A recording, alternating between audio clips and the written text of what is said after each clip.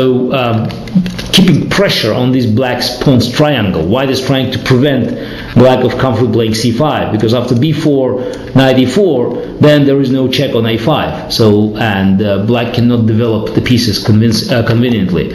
So after a4, black eventually took on a4, knight a4, bishop b4 check, knight c3, c5, castle, cd4, knight d4, bishop b7, and I think Spassky easily equalized and was even slightly better at one point in the game, but eventually there was another game that proved that white was having better chances. It's Kamsky-Salov in their match in Sanginagar in 1994. Kamsky very convincingly won this game and won the match, and that game in fact ended the popularity of this the line with d takes c4, b5, and a6. Alekhine always tried to trick his opponents by having this bishop developed after using the moves a6 and b7, b5. He even played a6 against Capablanca, and by the way, won game 21, increasing his lead in the match from 3-2 to 4-2. So Capablanca played a3, and then after dc4, bc4, bishop takes c4, b5, eventually Alekhine managed to bring bishop on b7 even without c6, and then played c5 and had a very comfortable game that he eventually won. So after a6, the best line for white is to play c5. Also, Capablanca several times took on d5, moving to a line, Carlsbad line, which we'll investigate a bit later. So structure, considering the a6 was not a very useful move there. But c5, it's the most principal move. It just demonstrates that a6 could be just a waste of time. And after c6, b4 is not giving white an advantage, but a serious advantage. But after bishop d3, bc6, simply taking on b6, white gains a solid initiative, as was proven in the match Portish-Petrosian. Portish won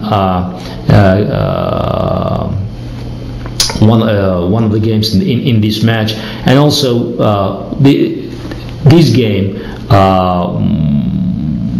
proved that black would be under heavy pressure, and the line with a6 lost most of its popularity and virtually disappeared from the serious practice. But as you could see, there are so many little tricks. There's so many ideas that you could entertain by studying the games of old great players, of the past, and also looking at the games that played in modern times, played in the 60s, 70s, and 80s, and 90s. It's a little bit passive according to our understanding of modern chess openings, but it's very solid.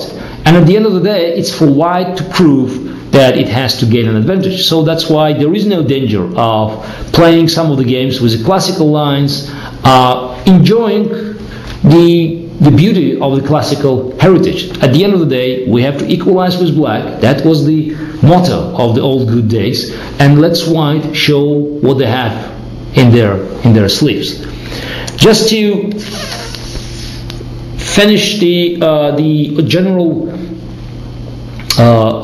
overview of the position after knight b7, we have to mention queen c2. That's the line introduced and promoted by Akiva Rubinstein, who after b6, for instance, that's a move just to solve the problem of bishop c8, always plays cd5, ed5, and even long castle.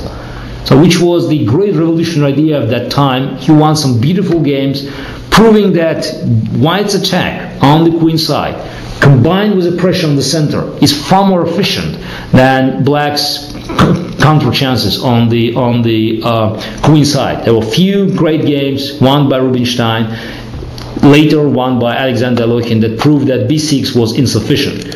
So eventually black had to stick with c7, c5, which is the most logical response, trying to attack the center. And after long castle, now black could start exerting pressure on the queen side, taking on d4, eventually taking on c4, bringing knight on b6, bishop on d7, rook on c8. Also, the position is very, very unclear. I I love this position. When I was a teenager, I played it at age 16, 17, won a very nice game against Yugoslav Grandmaster Marovic at my first big international tournament in Banja Luka. And later I even played this line in more solid tournaments, and I beat Lajos Portić, who played here at age 6. And instead of just moving the bishop on h4 or playing very aggressive h4, which is also possible, I played something that sounds quite ridiculous. I took on d5, and then Portić, after spending some time to contemplate, he refused to play hg5, d6, f6, knight takes g5, which leads to a very complicated position. But Black, of course, has an extra piece, and he just played e takes d5. But then after bishop f4, I gained some advantage, because this structure of this Carlsbad structure is very convenient for white, because Black played h6, bishop went on f4. This is potential weakness, and Black has problems of having comfortable development of their pieces. So this game will be also entertained a bit later. So queen c2, c5, and now white could take on d5, and after knight takes d5, knight d5, e d5, bishop e7, queen e7, bishop d3, Black plays either g6 or h6, and dc5, knight c5, castle. And it's again classical position, isolated pawn, but it's slight advantage for white, which probably not enough to win, but enough to put pressure. So now you can recognize why Black tried to include, for instance, Portić tried to play h6 in this position, because after bishop h4, c5, cd5, knight d5, knight d5, e d5, bishop, it's cd5, knight d5, bishop takes e7, of course, first.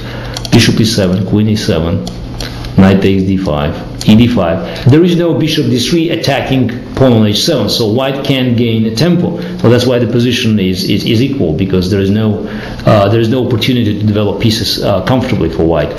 And as I said, after h6, white could choose of playing bishop h4, h4, or c takes d5. So again, it's always up to you to decide the pace of the game in the opening. So queen c2 is also a line that is being played quite frequently, although rook c1 is played more often. So that's a general, very general overview of the classical King's Gambit. So we should also talk about the positions, the type of the positions that we reached several times in this segment of our story, when white takes on d5, and black takes on d5 as well. So with exchanging pawns c4 and e6, we reach the position classified as a Carlsbad structure. And this position requires more detailed analysis, more detailed investigation, and we'll do it to finalize our general story on the Queen's Gambit declined.